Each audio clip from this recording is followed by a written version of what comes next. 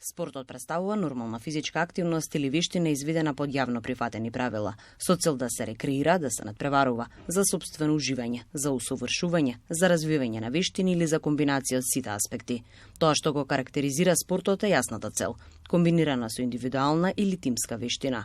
Спортскиот самит во Скопје беше предизвик за Иван Анастасовски, Лазар Нанев, Гордана Лажетич, Ана Фрицхант и Фатиме Фетај, авторите кои своето искуство и знаење го пренесоа во книгата Спорт, идентитет и глобализација, и на едно место говореа за спортот како глобален феномен.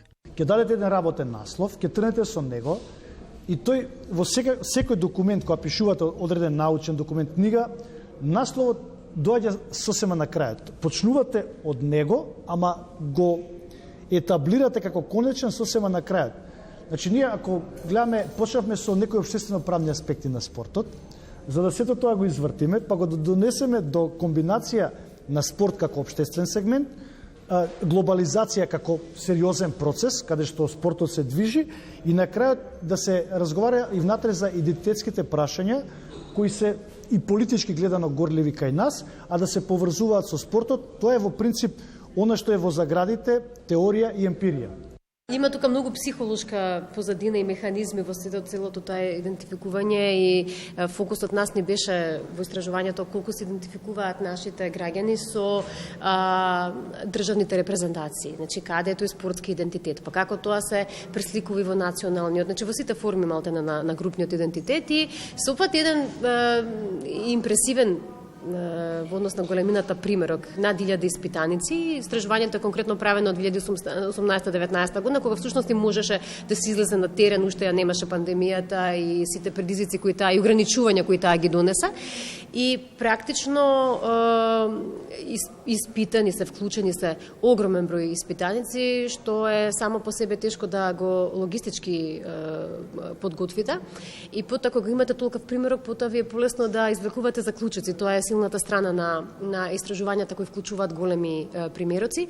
И она што нас не интересираше е да ги провериме тие повеќе димензии на групниот идентитет, во смисла на тоа да видиме каква име вклученоста, па каква име свесноста, поврзаноста, приврзаноста, чувството нели на приврзаност, како ја оценуваат проценката на јавноста во однос на не знам репрезентацијата за која навиваат, или нивниот религиски етнички идентитет и така натаму.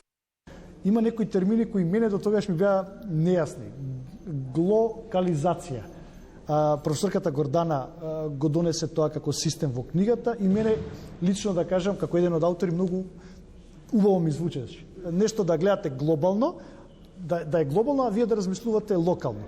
И затоа во дел од тоа на самитот произлезе и тема за спортскиот имидж на општините или градоначалници. Она што се случи на самитот, токму од тие такви концепти од книгата. Значи, книгата фактички го позиционира целиот самит. Сите ние кои сме љубители на спортот, различно сме инволвирани во навивањето. Значи, некој навива на маргините, некој навистина е на трибините и навива прилично динамично и ангажирано, енергетски некој аспект.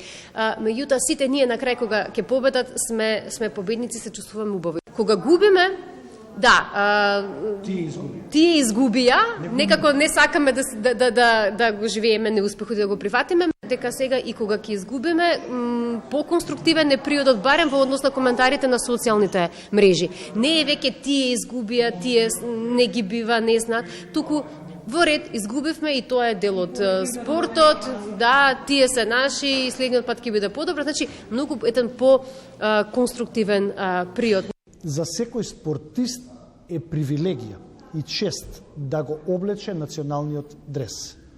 Да биде облечен во боите на националниот дрес во било кој спорт, ако сакате и во колективен и во индивидуален. И тоа е многу макотрпна работа на поединците, на спортистите, многу големи откажувања за да дојдете на тоа ниво како врв на сопствената кариера, да бидете репрезент на еден народ, на една нација, преку спортскиот дрес.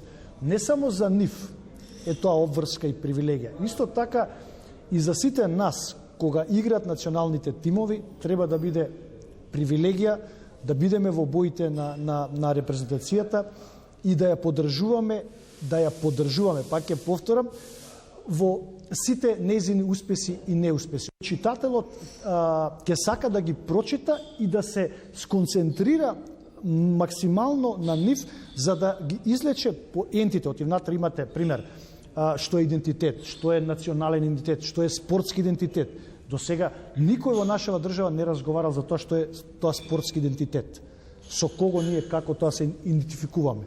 Значи имате што е глобализација, како е глобализација, што е спортска нација. Таквите термини до сега некако се држале по страна и никој ниту сакал, ниту имал намера, ниту навлегувал во тоа да ги анализира. Се доаѓаат некоја група на автори кои се составуваат на начин на кој што се составени од разни профили, што рече Ана, и се движат во иста насока.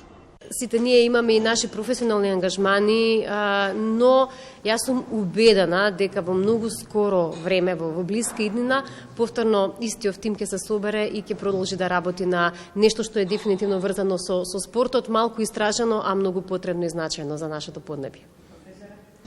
Ја во секој случај продолжувам да работам на проектите кои ги имам со своите организации. Конкретно тоа беше пливањето за прводеленчиња од општина Аеродром, заедно со општината Аеродром и со градоначалникот на општината, и за пливање за лица со попреченост. Сега тој концепт, работам на усовршување на тој концепт и ќе се обидеме некако заедно со општината да го внесеме во програмите. Да во иднина тоа биде некако обврска и во принцип сакав да се обидам, оти самитот беше многу гломазен, со теми кои беа значајни, сакав да се обидам во целиот тој концепт, да предочам дека основата за да имате здрава спортска нација и здрави репрезенти и репрезентативци на сите во сите национални селекции, вие масовноста во спортот. Значи, што значи тоа?